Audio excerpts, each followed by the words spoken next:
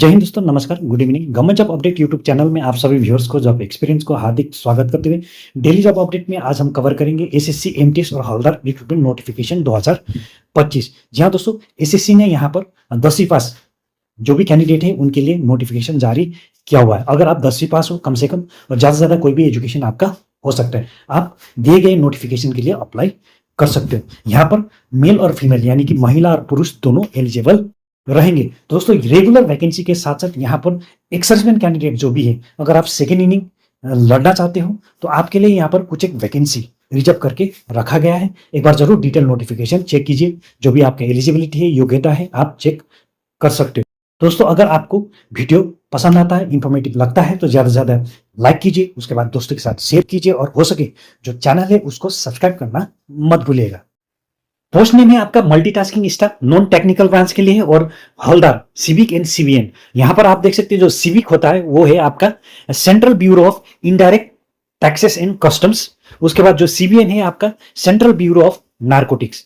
तो दोनों reputed central government का डिपार्टमेंट है। अगर आपका नौकरी इसमें लग जाता है तो आपका जो डेजिग्नेशन है, हवलदार का डेजिग्नेशन बहुत ही अच्छा खासा रहता है। तो दोस्तों, टोटल वैकेंसी आपका 1075 हवलदार वैकेंसी है। टीबीडी एमटीएस के लिए यहाँ पर डिस्क्लोज नहीं किया गया कितना वैकेंसी है। वो आपको जैसे आपके एप्लीकेशन फॉर्म भरेंगे, जैसे आपका एग्जामिनेशन होंगे, उसके बाद रिजल्ट आउट होंगे, आपको पता चल जाएगा कि एग्जैक्ट एमटीएस के लिए कितना वैकेंसी दिया हुआ है। एज लिमिट आपका 18 से लेकर 25 साल एमटीएस के लिए और 18 से लेकर 27 साल हवलदार वैकेंसी के लिए। रिम्यूनरेशन आपका पे लेवल 1 है 7 सीपीसी के हिसाब से 18,000 रुपए से लेकर 56,900 रुपए एज्यूम करके इतना आपका सैलरी बन जाएगा। ये आपका बेसिक पे, बेसिक के साथ बहुत सारी अलाउंसेस आपको दिया जाएगा। इन एंड आपका जो भी सैलरी बनेगा वो अच्छी खासी आपको देखने को मिलेगा। एजुकेशन क्वालिफिकेशन की बात करें, मैट्रिकुलेशन 10वीं पास और इक्विवेलेंट। सिलेक्शन प्रोसेस आपका कंप्यूटर बेस्ड टेस्ट होंगे सीबीटी, उसके बाद फिजिकल इफिशिएंसी टेस्ट जो कि हवलदार के लिए रहेंगे। एमटीएस के लिए यहाँ पर जो फिजिकल इफिशिएंसी टेस्ट है वो नहीं होंगे। डॉक्यूमेंट वेरिफिकेशन होंगे लास्ट में दोनों पोस्ट के लिए। उसके बाद आपका सिलेक्शन प्रोसेस कंप्लीट हो जाएंगे। क्लोजिंग डेट है आपका 24 जुलाई 2025 तक आप अप्लाई कर सकते हो। जॉब लोकेशन आपका अक्रॉस इंडिया।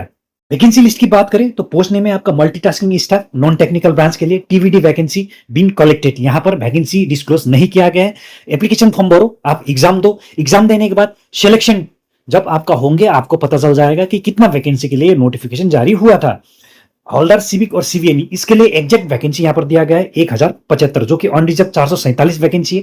जो शेड्यूल कास्ट है 137, जो शेड्यूल ट्राइब है 90 वैकेंसी, ओबीसी के लिए 267 वैकेंसी, ईडब्ल्यूएस 134, पीडब्ल्यूडी जो भी डिसेबल पर्सन है ओएच 15, एचएस 13 और अदर्स जो भी है 12 वैकेंसी। ईएसएन यहां पर ध्यान दीजिए, जो भी एक सर्विसमैन कैंडिडेट है, अगर आप सेकंड इनिंग्स यानी कि दोबारा नौकरी करना चाहते हो तो आपके लिए भी यहां पर वैकेंसी दिया हुआ है। 107 वैकेंसी आपके लिए दिया हुआ है।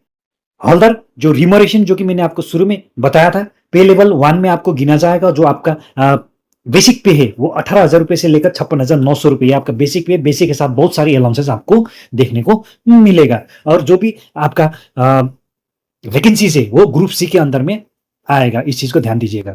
एलिजिबिलिटी क्राइटेरिया क्या होना चाहिए? एज लिमिट आपका 18 से लेकर 25 साल, हवलदार के लिए आपका 18 से लेकर 27 साल। एज रिलैक्सेशन आपका एससी एसटी 5 साल, ओबीसी 3 साल और जो पीडब्ल्यूडी कैंडिडेट है आपको 10 साल यहां पर एज रिलैक्सेशन दिया हुआ है।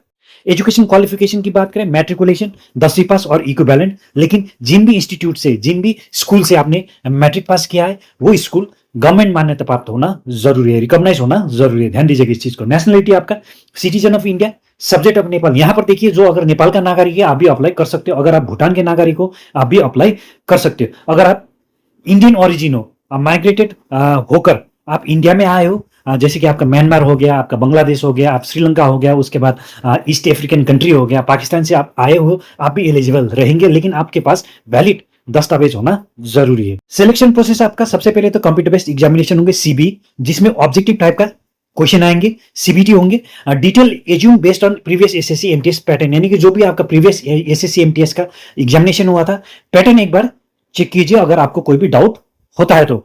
उसके बाद physical efficiency test PET, physical measurement test PMT होंगे, जो कि हवलदार के लिए ये एज्यूम करता है आपका सिविक और सीबीएन के जो भी डायरेक्शन के हिसाब से। उसके बाद डॉक्यूमेंट वेरिफिकेशन होंगे। अगर एप्लीकेशन फी की बात करें तो जनरल ओबीसी 100 रुपए, SC, ST, PWD, ESM candidate और वुमेन कैंडिडेट को एग्जेंटेड करके यहाँ पर दिया गया है। पेमेंट मोड आपको ऑनलाइन करना होगा। करेक्शन चार्ज आपको 200 रुपए फर्स्ट करेक्शन और 500 रुपए सेकंड करेक्शन, यानी कि करेक्शन का 2 आपको चांस दिया जाएगा, लेकिन अलग अलग आपको फी पेमेंट करना होगा। ध्यान दीजिएगा इस चीज को। हाउ टू अप्लाई, सबके लिए जरूरी है। अगर आप अप्लाई करना चाहते हो तो आपको ऑनलाइन अप्लाई करना होगा। यहाँ पर एसएससी का वेब एड्रेस दिया हुआ है, वेब एड्रेस विजिट कीजिए और अप्लाई कीजिए। आपकी सुविधा के लिए और समय की बचत के लिए अप्लाई करने का लिंक और जो नोटिफिकेशन का लिंक है वीडियो के डिस्क्रिप्शन बॉक्स में आपको मिल जाएगा। डायरेक्ट आप वहीं से अप्लाई कर सकते हो, ये आपके ऊपर डिपेंड होता है। एप्लीकेशन फॉर्म भरते समय ध्यान दीजिएगा, सबसे पहले अगर आप फ्रेशर्स हो तो ओटीआर यानी कि वन टाइम रजिस्ट्रेशन का प्रोसेस कंप्लीट करना होता है। अगर आपने पहले भी एसएससी का एप्लीकेशन फॉर्म भरा है तो आपका जो भी पुराना क्रीडेंशियल है वो लेकर आप फॉर्म भर सकते हो।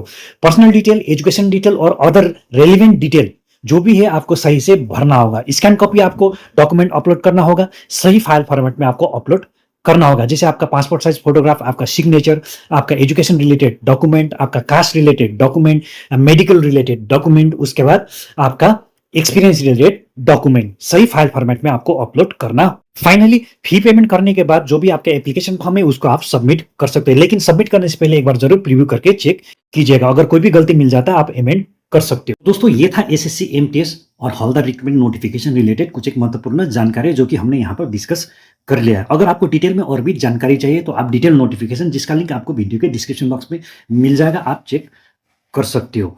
आज के लिए इतना ही। जाते जाते यही बोलना चाहता हूँ कि अगर आपको वीडियो अच्छा लगा है, इन्फॉर्मेटिव लगा है तो ज़्यादा से ज़्यादा लाइक कीजिए, दोस्तों के साथ शेयर कीजिए और हो सके जो चैनल है उसको सब्सक्राइब करना मत भूलिएगा। आपका दिन शुभ रहे और स्वस्थ रहे।